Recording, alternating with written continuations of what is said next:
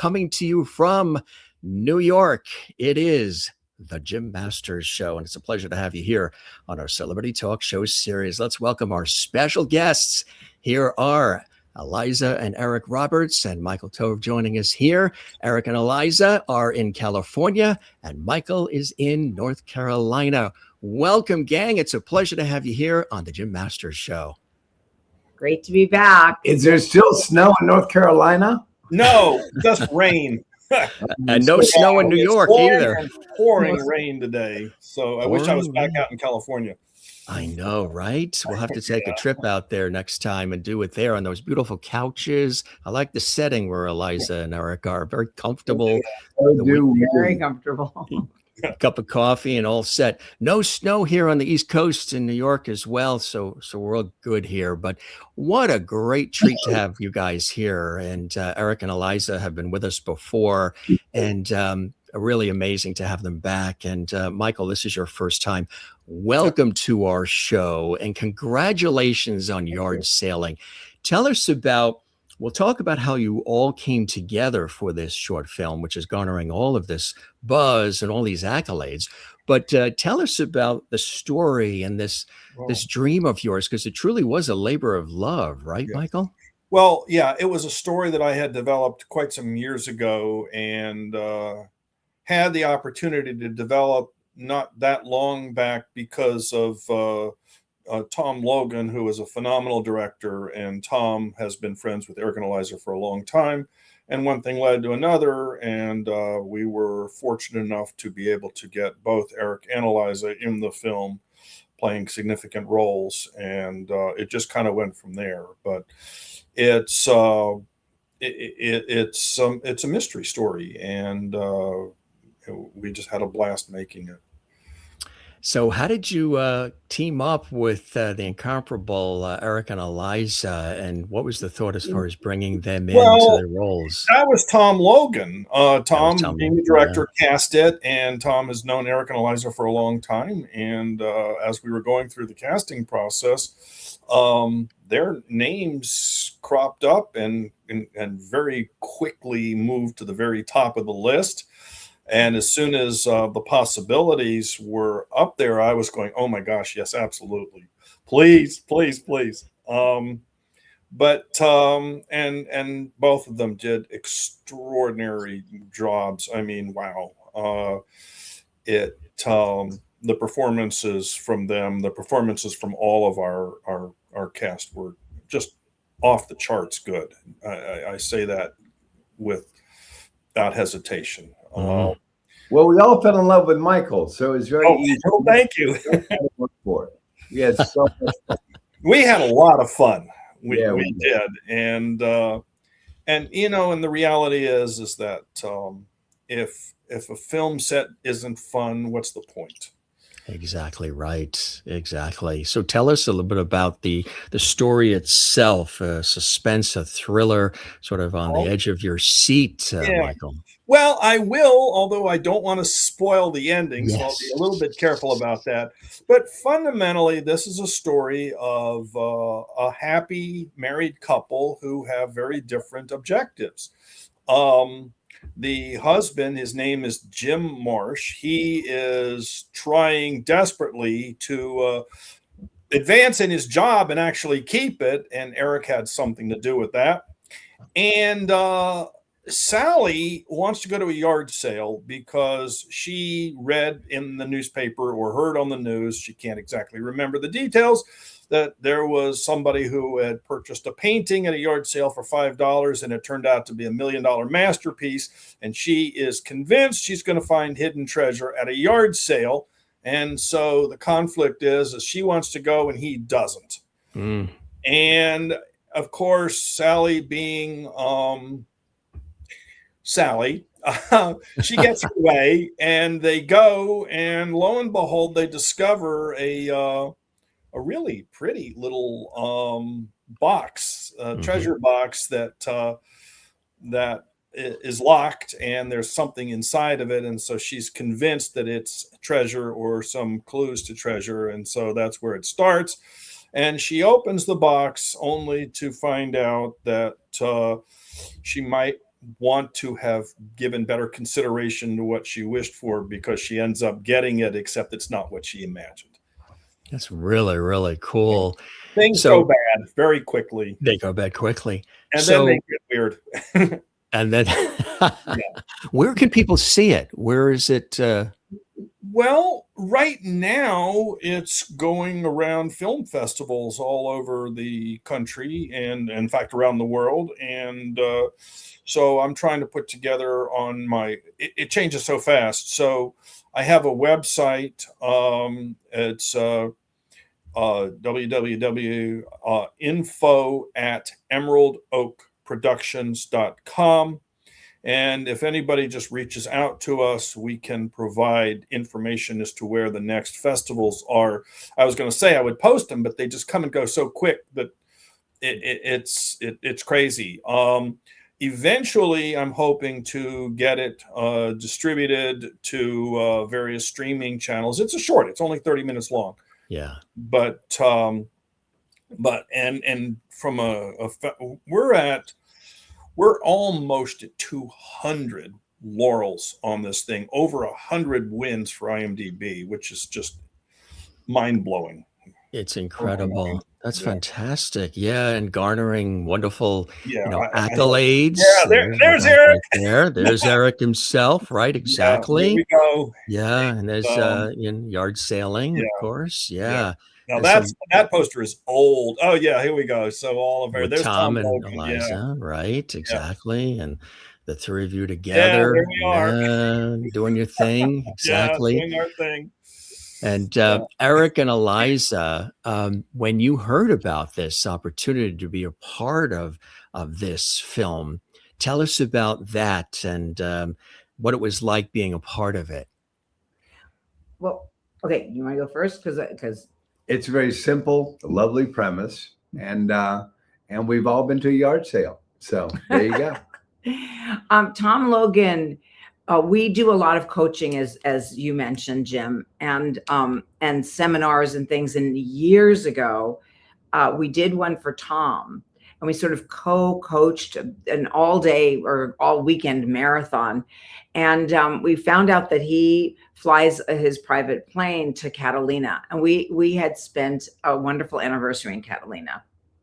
And so Eric has had a long-standing appointment with Tom to fly over to Catalina with him. I mean, I'm talking 25 years or something, 28 years, long-standing.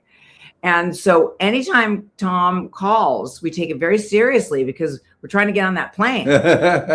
But we're intrigued, and our lovely across the street neighbors who've been neighbors for a long, long time have a yard sale. It feels like it's every day, but it's certainly almost every weekend. Yeah. And it is fascinating. The second we heard it was Tom, of course, and then we met Mike and his wonderful daughter, Elizabeth. Incredible. The whole group was amazing. As soon as we heard the theme, something about a box, who can resist? It's just so much fun. And with these films, you really do want to get to the point where everyone can see it, because what's the point? And it drives you crazy. So I know how frustrating it is for us when we hear about a movie that's being made and then we can't find it. Yeah. So we're really glad it's gotten this visibility, and it definitely will end up somewhere. But anyway, it was just the theme of it that was so exciting. That is so cool. And you play the senator, right, Eric? Yeah. A politician. That's it. What was that like? Was it a stretch? How did you prepare for that? Just watch all my TiVo Trump announcements, and I do that. And that's what. That is funny. How long? Where was it actually shot? On what location? It was all in San Diego. San Diego. Not a bad spot to shoot it, exactly. And how long did it take from the start to completion? Well, okay, production was 10 days, 5 on, 2 off, 5 on.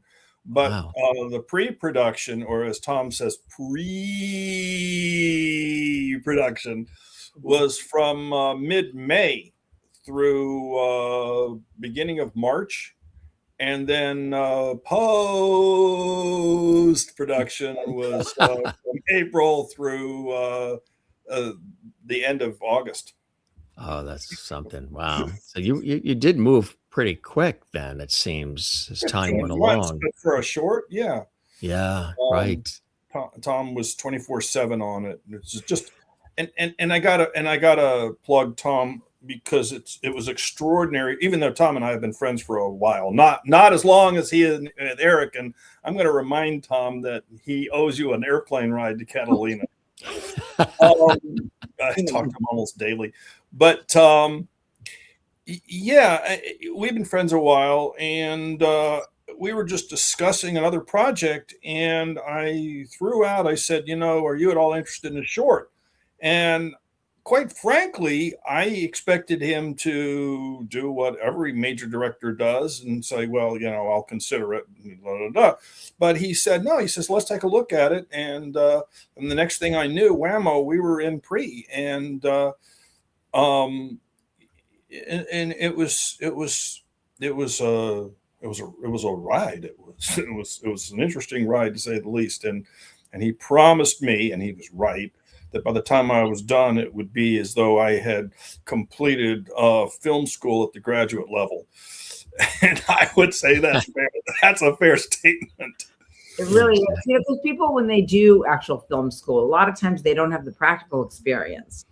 They're making these art pieces and whatever. It's really great to kind of combine it. But just seeing Mike from the beginning and now, I mean, I think he was being completely in the business. And Tom's a real old school director. Like, he directs. He's he's the top of the set. He's very creative. A lot of times these days, the directors are just kind of there. But this is, he inputs tremendously on the actual role and every moment in it. And his son was in it, who was absolutely fantastic. He was a real. Well, I will share with you this. It was a 24-page script. Tom had roughly 250 pages of Tom Logan sketch storyboards. And they're not anything anybody else would know, but he knew. And he told me he went through 5 or 10 reams of paper to get to them.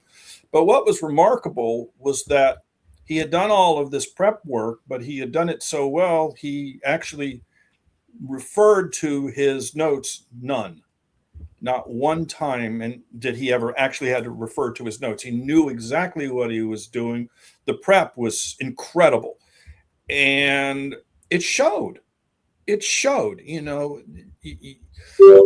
see too many people in the film world, especially at these festivals, that think that you can just slap together a film in a few days. And I'm just, I don't know how, I don't have words. I don't know how to say, I don't know how to respond to that. But Jim, in terms of Eric playing a senator, the thing that's so much fun is if you look at him, let's say in Suits, and then a minute later in Righteous Gemstones, and then playing a senator. He didn't mean modeled after the person he mentioned a minute ago, by the way. But playing a senator, it works. It kind of depends on the clothes, but he just kind of steps into it. And so his character was really interesting because there's a very intense drama going on about a murder mystery and a key and a box and these young people. And there's tremendous subtext. Like, you get a real feeling for the echoes of these characters' lives and the relationship between the young couple. And then Eric's just completely and totally believable in such a short time as this senator. Yeah, I mean, you want to cast your vote. It's crazy. But it's that what appeals to him when he's choosing roles is the diversity, is how wildly different they can be. I love going A to Z. Yeah, it's a lot of fun for me. Yeah. Well, I wouldn't have cast my vote for him by the time when the film was done, but no, definitely not. That is true.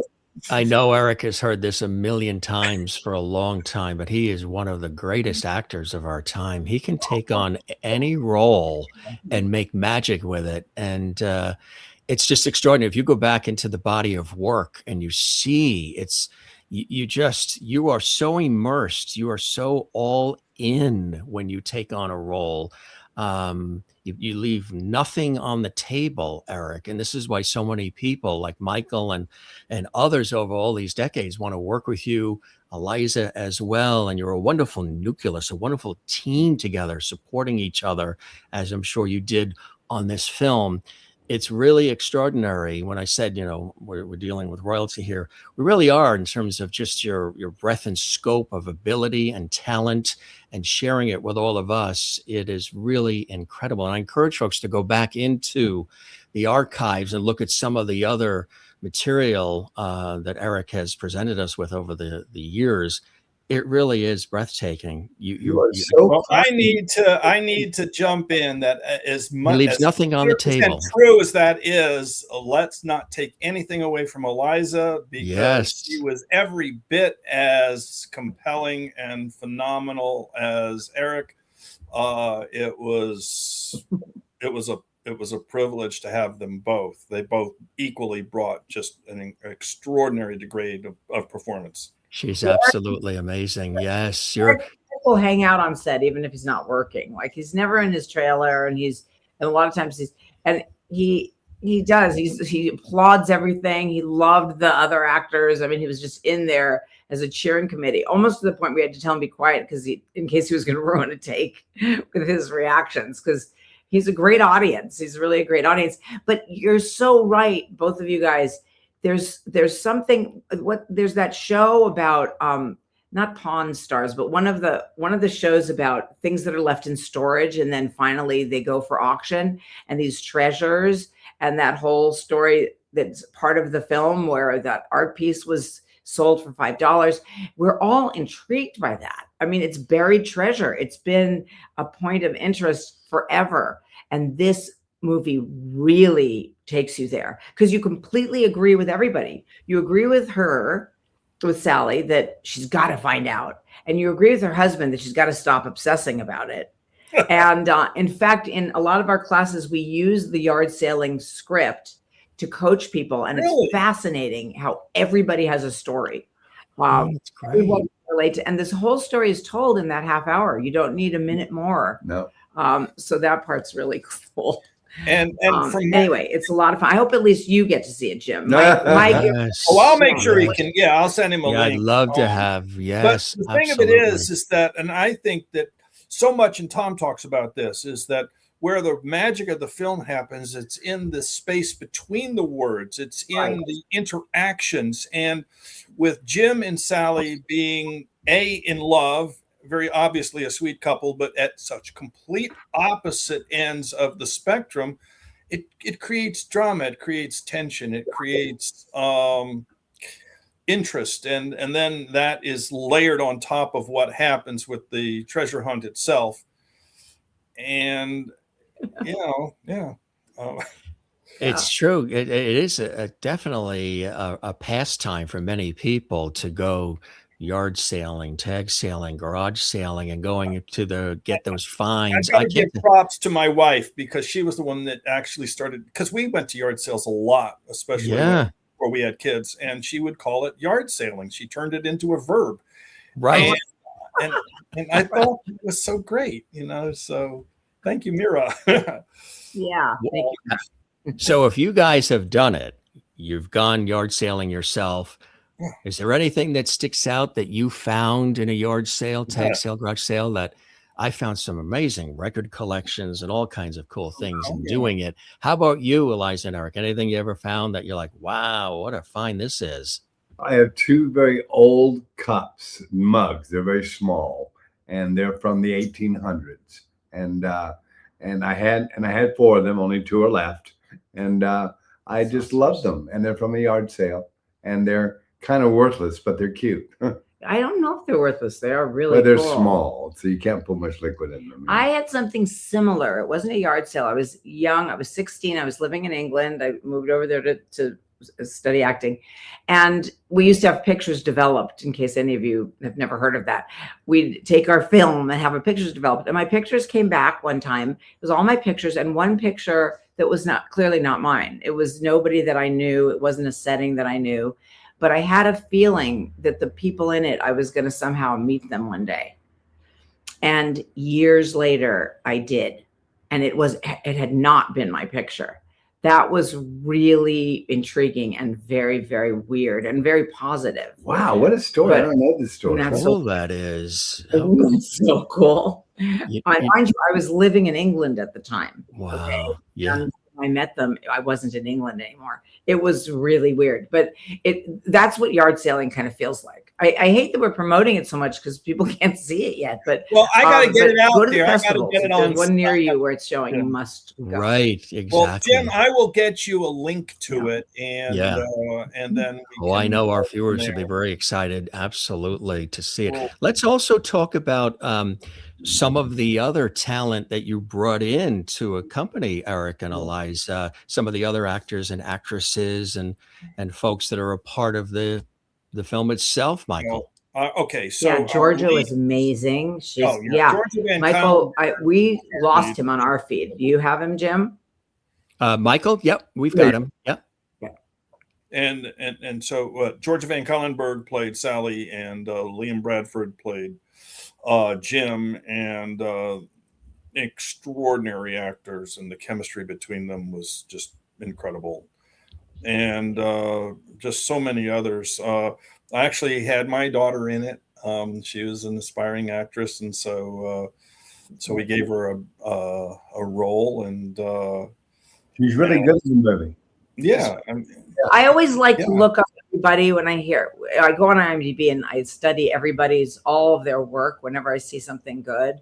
So so definitely want to look up everybody. What's Georgia's last name again, Mike? Van Michael? Kylenberg.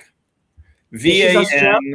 Yes, she's from Melbourne, Australia. She's it's VAN and then second word CUYLENBURG, and she's incredible. And by the way, and I'll give her props, she's also got an amazing set of pipes. She can sing. Yeah. Oh my God, she sings just phenomenally, and we didn't have any place for her to do that, but she is such a, and you guys know, she is such a huge, big heart. I mean, she is just an incredible. Everybody was. I mean, that's all I can say. Now, you, Michael, lifelong Yes. resident of North Carolina, as you Yeah, said in the introduction there, you always wanted to be a storyteller, right? How did you end up in this line of work, in this business, telling these stories? I kind of, God, a long time ago, I decided I had stories that I thought would be great films. And so I got myself into a film as a background performer, and The Handmaid's Tale, and not the TV series, the film. And I did two things that made a difference from that point forward. I would show up on set, ready to work, and I took it seriously, and I didn't mess around, and that drew attention to me as somebody that could be counted on and trusted. And then I made really good friends with the casting director, and so that was the beginnings of it. And then I went and took lessons, and I had a heck of a lot of training, and it was one thing led to the next, to the next, to the next, and I started developing connections in the industry. I started, 15, 18 years ago, I started learning the art and craft of screenwriting. I was able to start turning some of these stories into screenplays. I submitted them to various competitions. I actually managed to be a semifinalist in the Page International Screenwriting Competition, semifinalist in the Creative Writing Awards, and got invited to the Nickel Fellowship Awards at the Academy 9.5 years ago, and went. Oh, it was incredible. But and made connections, and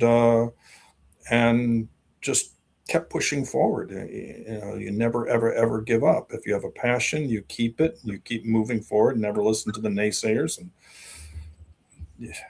it's not going to come to you. You have to go to it. That's right. Thank you, Eric. I appreciate. That's right. Exactly right. Yeah. You know, you're mentioning Eliza as well. Absolutely a brilliant actress and screenwriter, casting director, acting coach as well. And when you're on set in those situations, and if you're part of the talent yourself, Eliza, are you always trying to give tips and advice and offer suggestions along the way to help a production, to help a process, to make things easier for people, smoother as best as possible while you're there on set? It's a really good question. I definitely, I always go through the director if it's an actual acting note, right? I would never kind of do that and sort of create a thing where there's a committee and you confuse the artist. On a movie set, there's one boss, and that's the director. And if you want to suggest something, you only go through him. You don't or her. Yeah, or her. Yeah, right. And then if it's a production thing, same thing. I'll kind of go to the powers that be, but I definitely, you know, all productions are different. We work on such a wide range. I mean, one day it's CSI or whatever. They definitely know what they're doing. And sometimes we just did a project for UCLA for their graduate program. So I can't keep my mouth shut. That's for sure. I definitely do impart whatever helpful, you know, knowledge there is. I mean, sometimes they'll say maybe I keep her mouth shut. Well, sometimes Eric and I are working and they'll say, well, should we just give him the same call time as you? Even though we don't really need him for 7 hours till after that. And I'll be like, no, probably not. And they'll be like, oh, okay. So it really depends on the production. It's a great question. I wear all the hats and they're kind of permanently stuck on my head. So I try to help in a helpful way. That's fantastic. Yeah. And how is it, you know, whether it's a short film or it's a major production, that's, a multi-million-dollar production type thing, working together in the way that you do? One of the things that I had mentioned is you have this, which I think always comes through brilliantly in the performances, you have this wonderful respect, adulation for one another on and off set. And that is very empowering and very inspiring for others out there. You're a working couple, you're a married couple, you're a team, you're friends, best friends, and at the same time. And when you're on projects like Michael's project in this case, tell us about what that's like, playing off each other and enhancing the situation, and how having this relationship and this respect for one another's talents individually and then collectively as a couple also enhances productions like this one. Well, you can only answer that question very personally because it's a very personal relationship. But I don't know a better actor or a better writer or a better director or a better anything than her. So I just look at her and go, what do I do?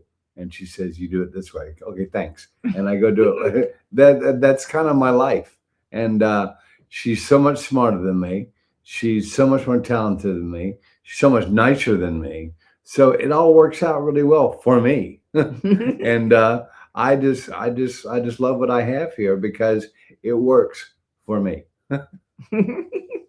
And when you hear that, Eliza, are your feet tingling a little bit? Yeah, definitely. Everybody, like our best friend is Rico Simonini, who's both an actor and a doctor. He's been a leading cardiologist at Cedars. Yeah, like the hospital. Yeah, and he's from New York and a real doctor. But, you'll find when you see somebody's profession, often it fits their tendency. He's a rescuer. He has been since childhood. And so he followed that kind of drive and ended up as a doctor, literally rescuing people. Yeah. I'm a little bit of a control freak and very managerial, but in a kind of very diplomatic way. So it kind of works. It kind of works for me to be able to just kind of help all the elements kind of go together. And we really do work as a team, and it's fun. And that means that you don't have to explain your day to each other, even though you have different perceptions. you are there in the trenches together. It feels really great. For people say, "Oh, doesn't it ruin your relationship to work together?" They're married. I mean, they just are. Even if we weren't married, I think we'd keep on working together. Whereas if we weren't working together, I don't know if we'd keep on being married. I think you might be right. Yeah. So that answers your question, Jim. Absolutely, and beautifully. It's just this wonderful team, and I've seen you, in various conversations, and it's just this. There's this playfulness, there's this respect, there's this obviously deep love between the two of you. You could see that Eric absolutely adores you, and you adore him, and there's no hiding that. It's like I said earlier about leaving nothing on the table. It's obvious about this beautiful relationship that you have forged, which is fantastic. And it only enhances, again, productions like this, right, Michael? When you agree? Yeah. Well, oh my gosh, yes. I mean, first of all, what you see on the screen with Eric and Eliza is exactly what you get. This is the way they are every minute of the day that I saw. But the whole idea that when we were together on set, cast and crew and background, everybody was a family. And it wasn't just out of convenience. It was a culture, and the value of it is, first of all, if they're in the project, they have a reason to be there, and therefore they are important. And I don't care what their level is, they're important. Secondly, when you do that, you get better quality of work out of everybody. Everything works better. You have a better result. As Tom constantly says, that if it doesn't show up on the screen, it doesn't matter. And so to me,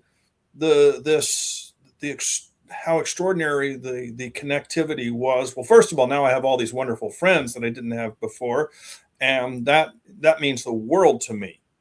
But it helped with everything. There was no downside of any kind, none.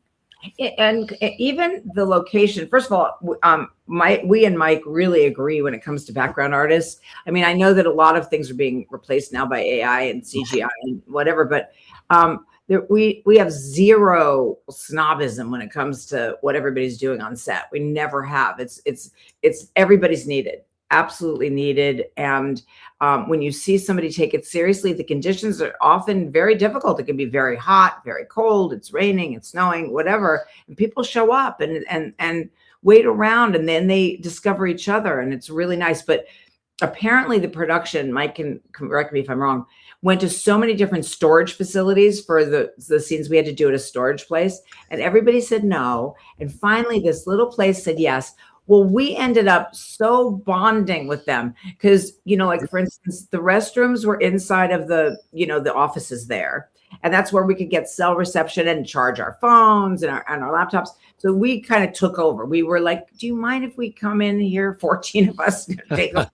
Why don't we take over your lives for a day? We ended up each other. They had the best cards. Sometimes you find the best greeting cards at like a car wash. They had the best cards. And so we went to buy a whole bunch of cards. We were excited. And they're like, we're not going to charge you guys for those. We're like, are you kidding? I mean, these moments mean so much. And I don't know if they have any idea how much they meant to us, because it's not always like that on a location. But these are the little gems. They really keep you going. They're and beautiful you never things. forget them. You never do. And we had that with virtually well, you guys weren't, this was after you guys were gone, but we shot at a little museum late at night. Right. And the Lemon Grove Historical Society Museum. And later we gave them some of the artifacts that we used on location there for themselves. And they were like, can we buy these? And it was like, no, we're just going to give them to you. And it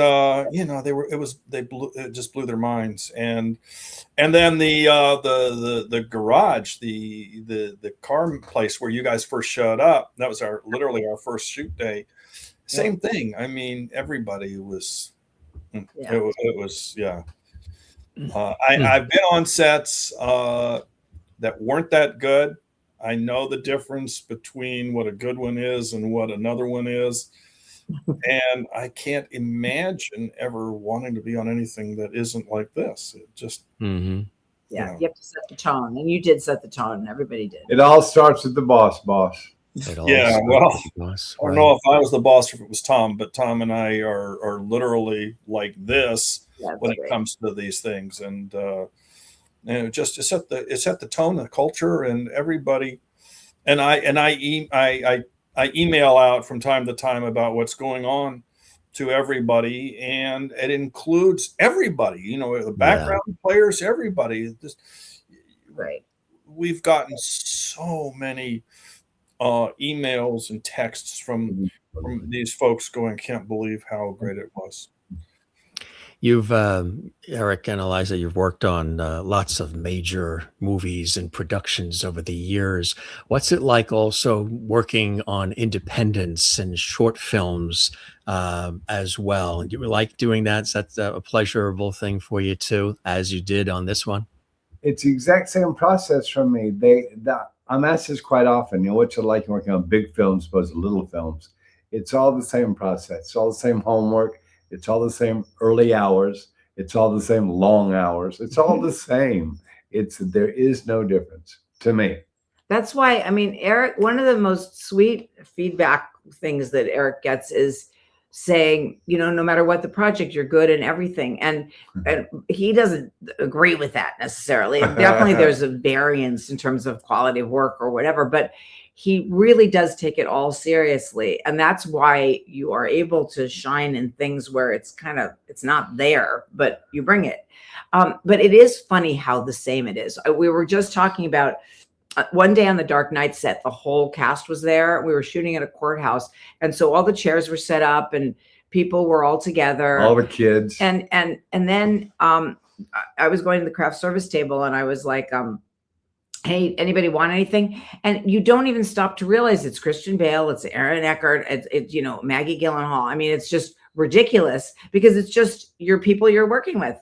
And all sets are very similar. There's even the really big ones. We did Babylon. At a certain point, it's chaotic. The schedule's changing. People, are saying different things.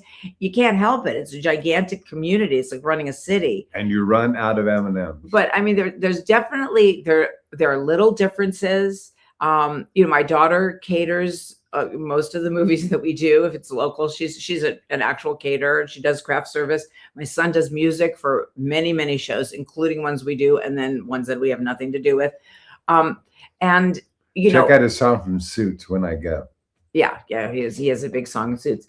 But the whole thing is, there's a difference. I mean, on the CSI set, they have, tables and tables full of food, and they have warmed cookies right out of the oven. Not every production can afford that.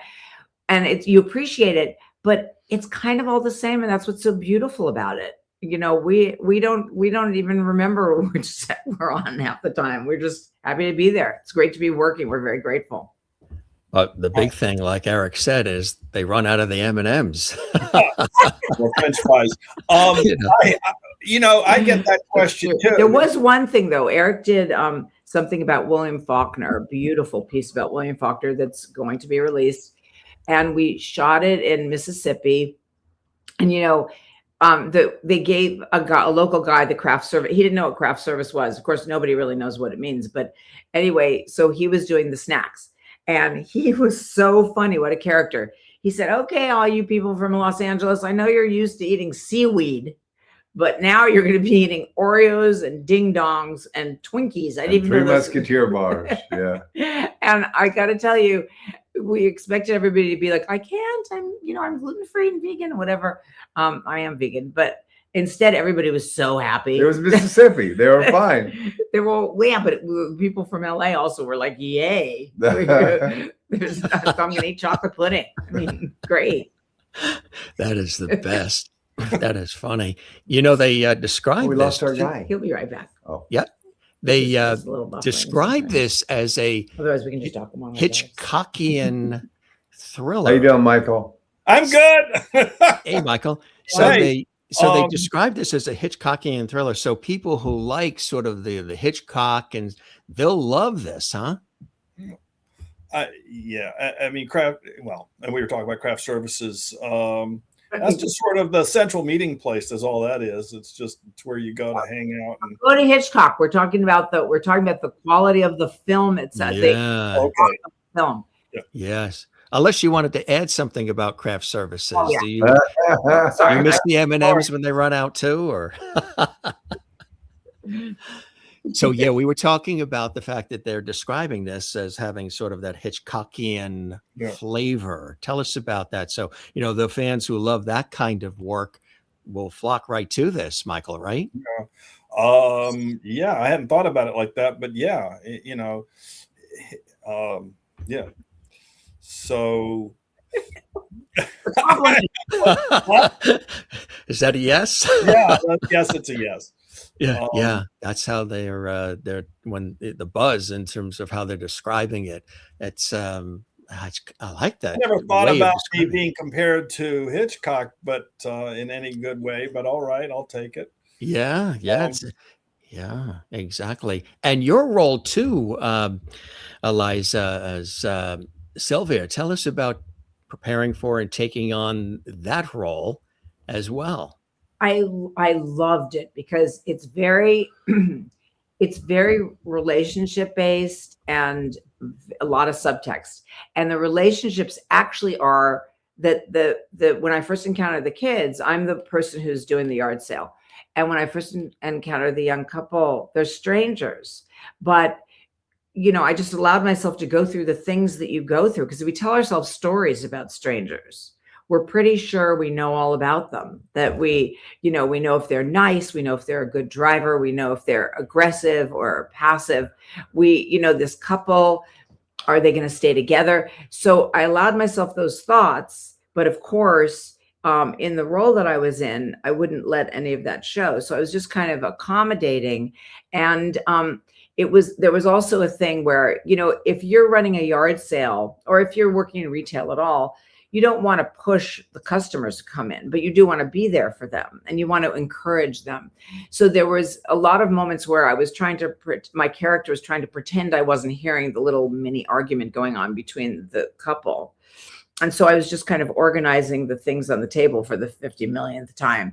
And it was really just something kind of comes over you. I felt like those were my things. And in fact, the house where we were shooting, they had this kind of basement or this converted something or another that had unbelievable treasures in it. Just tiny little things that were tiny little crystals and things that were amazing. And of course, I couldn't stop thinking about my grandkids. Eric and I, that's our biggest thing in our life is our grandkids. But, and then later, when something happens, which I can't reveal, but I encounter the girl from the couple again. And that's the scene Tom's son is in. And it turns out that there's a big unsolved crime and a big mystery about my own brother. And I have to go back in time to piece together memories. And that's something we all can relate to, is that you're like, oh my God, I haven't thought of that in decades. And then suddenly it all comes pouring back. So there was so much going on that wasn't in the dialogue, but it was so easy to access it. And so it was just one of those kind of delicious roles to play. Really a lot of fun. And Eliza, as I told you, last Friday, that improv that you did was in my feeling was the best part of what you brought. I mean, there was a little, again, I can't get into the details, but she brought in this little extra layer, and I was going, dang, I wish I'd thought about that. It was brilliant. Yeah, that actually came. I won't give it away either, but Jim, right. That actually came from, there was like, this was a kind of solving a mystery, right? So a lot of times when you watch a show or see a documentary about something, and perhaps someone's been revealed as not being who you thought they were, all their neighbors and stuff will just kind of say, oh yeah, well, I knew him this way and I knew him that way. And it's always kind of driven me crazy. Yeah. So I added something to it. You'll know as soon as you see it. I added Yeah. something to it that I've always been screaming at the TV and wanting people to say. Right, exactly. I finally got a chance to say it, and I got So it is it by something my that from your own experiences yes, in life, you sort of peppered that in, which is exactly. fantastic. It Wow, was brill. It really was. It that is was, fantastic. yeah, I was like, wow. You know, And it's Eric, funny that you were yeah. talking to us about us. Oh, sorry, didn't mean to hit you in the face. Um, Yes, you That's did. love. That's a love tap. They call yeah, that a love tap, folks. now I win. Thanks a lot. But there actually are some wonderful people, a wonderful company from France. I can't give any more away about that. And they saw when Eric was doing Dancing with the Stars, they saw him on the Today Show and then asking me a question. I was off camera and the camera went on me for a second. And, we had a little moment. And based on that little tiny moment, this company came to us and they actually want to do quite a fabulous project. About this relationship and about working together. Don't tell anything. You can't. Campaign for a product using us to advertise it. Yeah, they have a lot of other couples who kind of are there at the face of their project, who are young and whatever, and they suddenly thought it would be nice to do the older generation and to kind of capture a little of this. Older. So, so they're going to love this show, Jim. They're going to love this. I'll make That sure is they see it. fantastic. It's kind of like what I was talking about, sort of documenting or celebrating the relationship, the love and affection for one another, the working relationship, the whole thing, and the empowering nature of it all, which I think is really, really fantastic. And when people see it, they always talk about it and celebrate it. Eric and Eliza and Eric, it's just, you were meant to be together, everything lined up. And it's really beautiful. For you, Eric, I mean, as we mentioned earlier, you've worked on so many extraordinary projects and productions over the years. And is there a certain preparation that you do that's specific to each role and each film and each production? Or do you have sort of the Eric Roberts way internally that you use to call upon to approach a role? How do you prep and get ready to take these roles on, even in a short film? Well, it's very mechanical. It's not very artistic. It's not very intelligent. It's if it entertains you when I read it, I will do it because that's all I got to do is entertain me, make me happy to have read this, and I'll be in it. And that's kind of all there is to it. And sometimes I do some really wacky things. Even my wife says, "You want to do that?" And I'm like, yeah, I want to do that. And she's like, "Okay, baby." And so even sometimes at home, my choices are like, let us think about that. But I just have fun, and I'm in the best business on the planet for having fun and for seeing the world and for meeting cool people. So I've just kind of got it made. And then what about the process? Because he's also asking sort of in prepping a role, because I think your process has evolved. You probably were more traditional in prepping a role at the beginning when you're 20. But what is that? Well, it was much more personal when I was young. It was finding things in myself. Now it's finding things I know about. It's not so specific anymore. It's not so personal. It's much more abbreviated and fun. Well, one thing that you had a lot of fun on, which Eliza talked about a little bit, and I'm going to slip it in, was Dancing with the Stars. You seem to really, I mean, that's really rigor and physicality and all of it, blood, sweat, and tears, but you seem to just have so much fun with it. What was it like when they approached you to be a part of that beloved show and then actually, being on set and doing what you do and doing so well? I need her to tell the story about how I got involved with the show because it's a long-winded, like 15-year story. But I just got to say, before she does that, I had the best dancer and the best teacher and the best partner on the planet. I had Britt, and Britt was it. And I am probably the worst dancer you've ever met. And Britt made me look okay. Britt was fantastic human, fantastic dancer. I will love her the rest of my life every day. And so my wifey. And we just love Britt. Britt was so cool. Britt took such good care of me. And I deserved none of it. She was so good to me. Yeah, Britt Stewart was amazing. Eric was the first, he was on an ABC show at the time and called Less Than Perfect, and Dancing with the Stars is ABC. And he was the first celebrity offered that show at the very beginning. And we had just seen Mad Hot Ballroom, and we thought that ballroom dancing was so moving and so incredible and so unifying. And we were thinking of taking ballroom dance lessons around the corner from our house. True conversation we had at the Bill Murray Dance Studios. Let's take dance. Arthur Murray Dance Studios. We actually talked about it. Yeah. And suddenly this show comes, and we thought if something says With the Stars, it's always kind of cheesy. I mean, the title was silly, but we thought, oh my God, how amazing. Ballroom dancers are remarkable athletes and incredibly moving. And his agents were against it. They were like, the show's never going anywhere. But they badmouthed it so ignore badly. them, I'd say minimum of 50% of the time.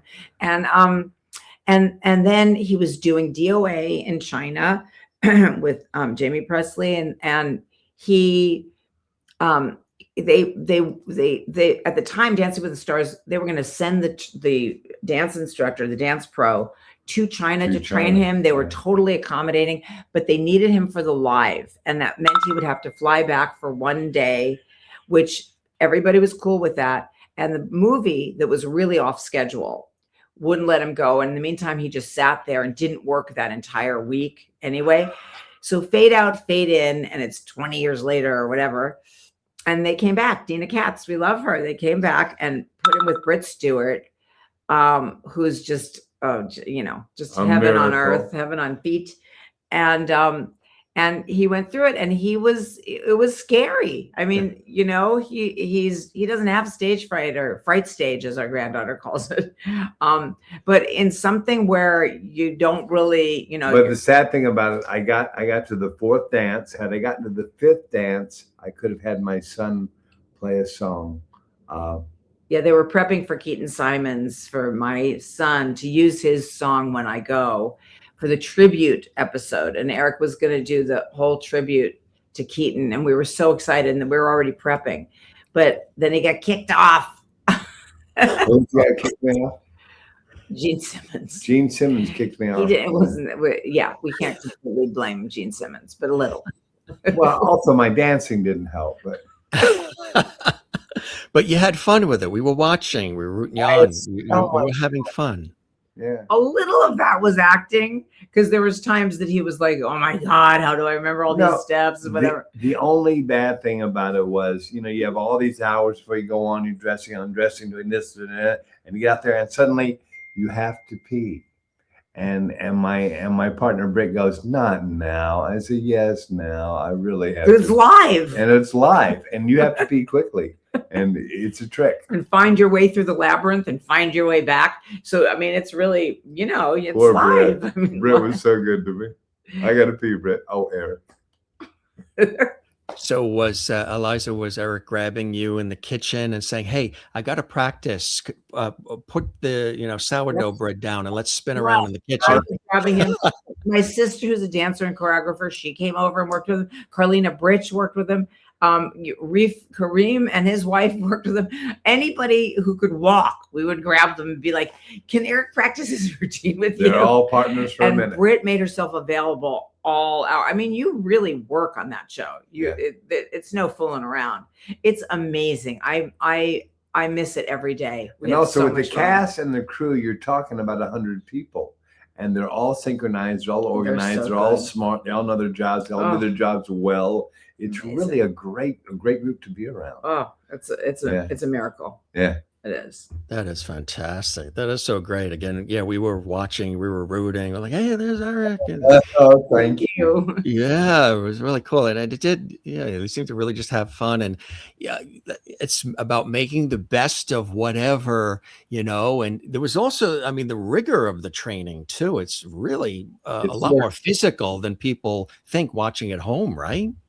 Oh, you're there for 7 hours a day. It's pretty much every day. I mean, there sometimes there's like a day off. And I mean, you're running up and down stairs and you're not on the stage till the last day. So there are other stages at the studio. So you're running up and down any stairs you can find. I mean, it's really serious. Very, very serious training. Anything that you'd like to do, Michael? Dive into dancing Not competitions? No, I saw it, and Yeah.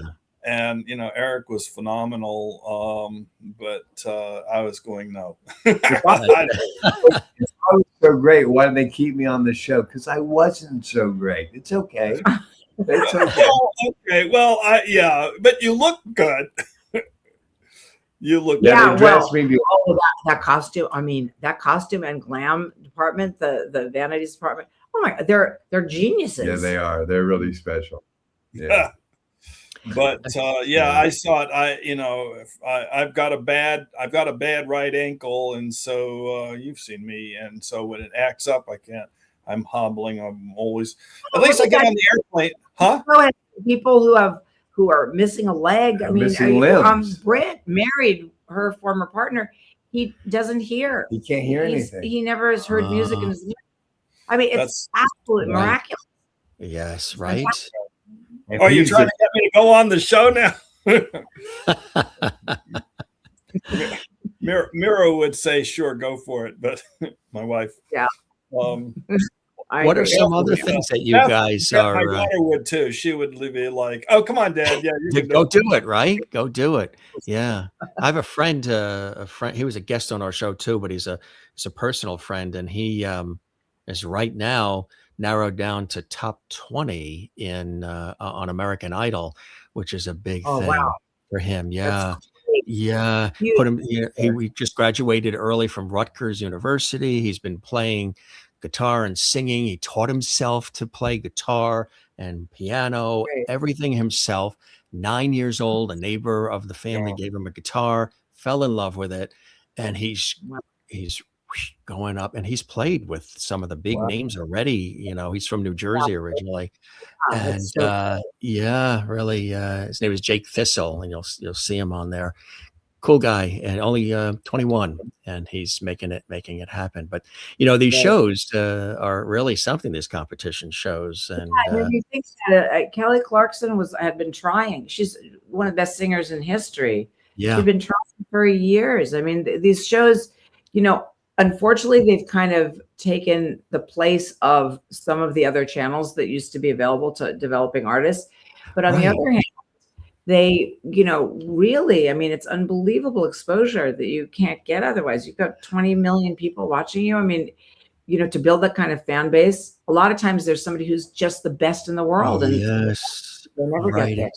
Well, he was on last Monday, and he has a song out that just came out Friday. He's a songwriter too.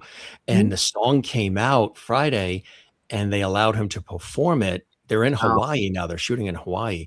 Perform it on stage as they were narrowed down in front of Lionel Richie, Carrie Underwood, Luke Bryan, which is really, really cool. And Lionel said, look, from songwriter to songwriter, that was really fantastic. So you sort of get some of those accolades. It's really amazing. Speaking of accolades, like I said, this film has been receiving all kinds of awards. How does that make you feel, Michael? This has been, again, a real labor of love for you. Everybody on set was saying, does it feel real yet? And like, no. And I'm still pinching myself to an extent that we're doing all of this. It's really quite surreal. But I'm just loving it. I'm having a great time and going with it. And I've got lots and lots and lots of other projects that we're working on. And so this may be the first, but it sure as heck isn't going to be the last. And I'm going to be doing this for a while. And, and again, from my perspective, I love telling these stories, but it's also about making all of these wonderful new friends, Eric, Eliza, and Georgia, and Liam, and everybody everybody involved. If it wasn't for the friendships, it wouldn't be that good. It's That's the the bottom friendships that line. make it. And, you know, I mean, all of these accolades, they're wonderful. They're great. I'm enjoying the heck out of it. You work your fanny off. There's nothing glamorous at all about making a film. The glamour comes later when everybody's heaping all of this stuff on you, and it's like, yeah, okay, great. But give us that website again too, so people can go to the website. Okay, so the website is www.info at Emerald Oak. Oh, no, you know what? I'm sorry. God, I do this all the time. Info. I'm glad I asked. It's www.emeraldoakproductions.com. Emerald Oak, O-A-K, productions.com. So one emerald, one oak, and then plural productions. It comes from North Carolina. North Carolina's official put it in our episode is an emerald. And I'm from Raleigh, and so this Raleigh official tree of Raleigh is the oak tree. So I figured Emerald Oak. Emerald Oak Productions. Emerald Oak Productions.com. Yeah. We'll put it in the show description so people can go there. And info at is the email. And that's what I figured. Right. Yeah. Perfect. I'm old school. It's good. I'm not a 12-year-old, so You mean you don't go like this all day long? I try, but it's pretty sad. Man, it's more like exactly right. It's like to me, a phone number has 7 digits. I'm sorry, and And you turn it like this. Yes, and you stick your finger in, and you got to go around. Exactly. They say payphones are coming back, and really? they're bringing payphones back, and they are, of course, CDs and albums. Records are coming back, even cassette. What's happening real quick is that the younger generations are like, everything is so digital. I don't touch anything. I'm just sitting here, and they want tactile. They want to touch the thing. They want to open up the album and read the cover. Yeah, so great. So we get back to vinyl records and vinyl and CDs and cassettes and because if I say film, beautiful record, film, nobody knows what that means. Right? It's like film. Yeah. Yes. Well, I showed a friend this movie, this extraordinary movie, and she was saying, well, that nice movie, but a little bit too slow. And I said, too slow?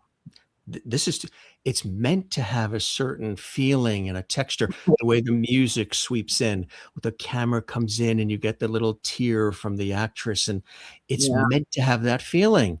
And the movie that she thought was too slow was Guess Who's Coming to Dinner.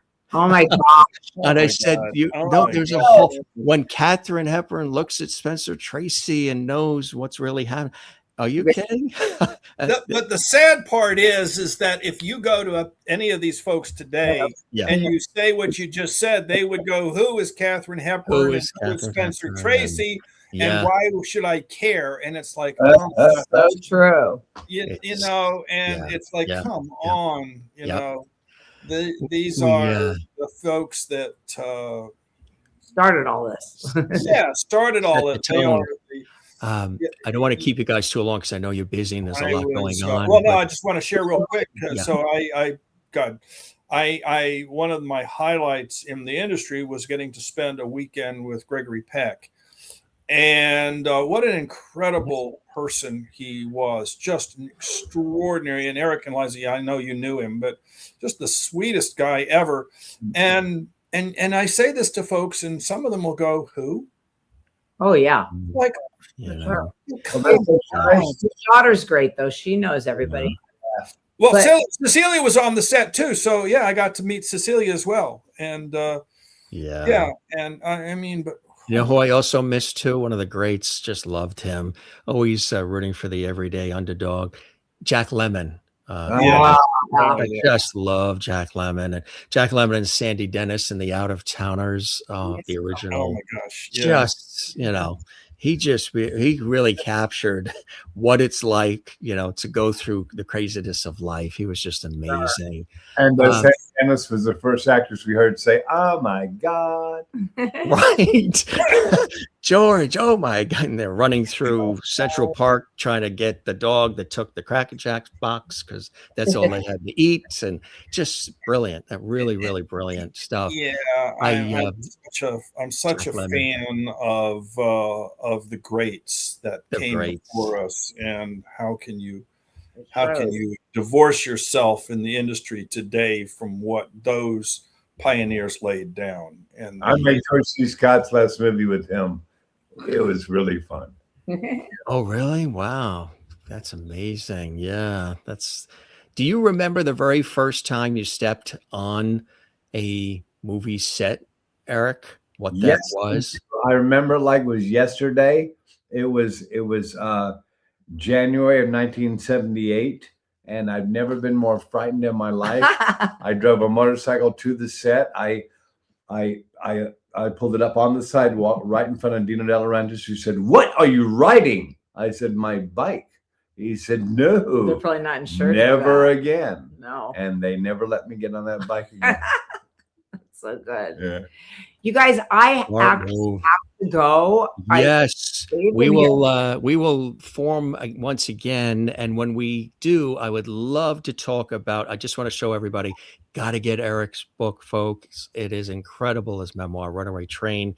Whether you're an Eric Roberts super fan or you just want to learn about his incredible journey, it is a must. And I'd love to have you guys come back, Eric and Eliza, and talk about the book. And congratulations on that. I know that was another labor of love. Thanks so much for joining us, Eric and Eliza. It's always a blessing to chat with you. You are really rock stars, and it's so beautiful to see this relationship you have and all the work and output that continues. And I hope you enjoyed the time with me as much as I have with you, as always do.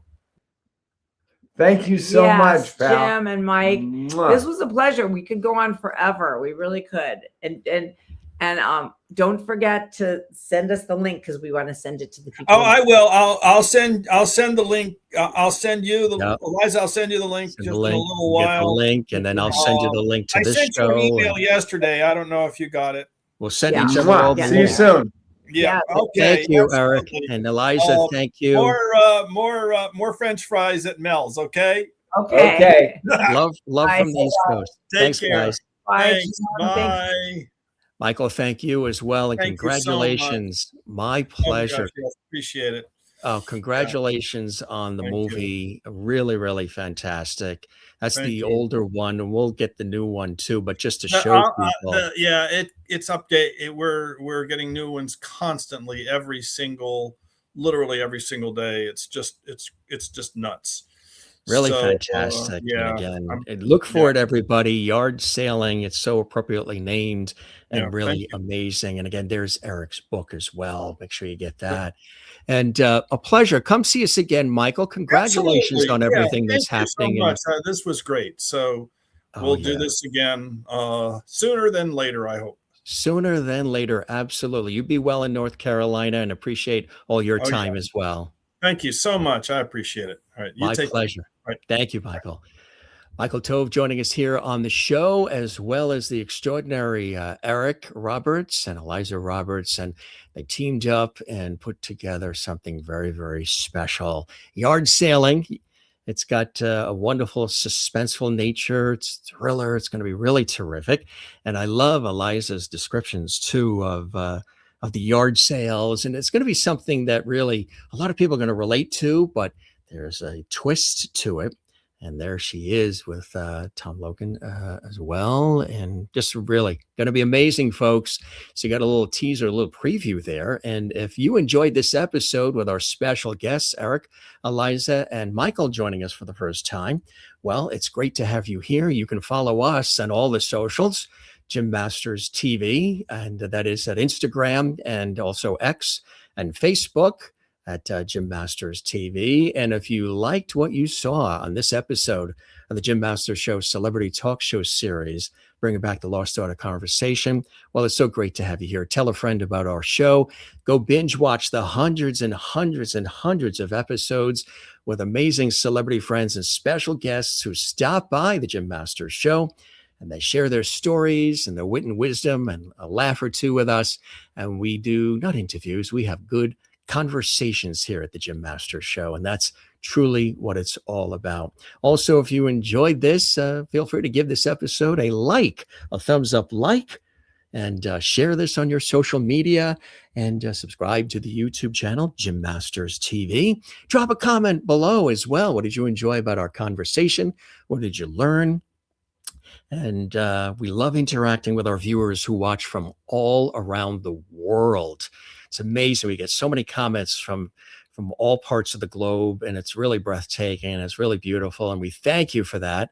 I thank you for your love and support of our series. And it really is amazing. We've been doing this a long time, and we've had an opportunity to chat with so many amazing folks. And the main thing is you are here, and that's what we love. As I always say, thank you for your time this time till next time. And also take care of one another. Don't forget to love one another. And don't forget to do the very same for yourself. I have to remind myself in my busy work and TV and radio and everything. It's always calling my name to take time for myself too. So I'm going to do that. I'm going to make a hot cup of coffee. We got some scripts to write and all kinds of cool stuff. And come join us again. Don't go nowhere. Another great episode comes up in just a moment on the Jim Masters Show. So we love having you here, coming to you from New York. This is the Jim Masters Show. We thank Eric and Eliza and Michael for joining us here. And keep an eye out for Yard Sailing. It's going to be an amazing, riveting short film, and you're going to love it. And what an honor to have all of them here together. We'll see you on the next one, Jim Masters. Thanks for being with us, and cheers.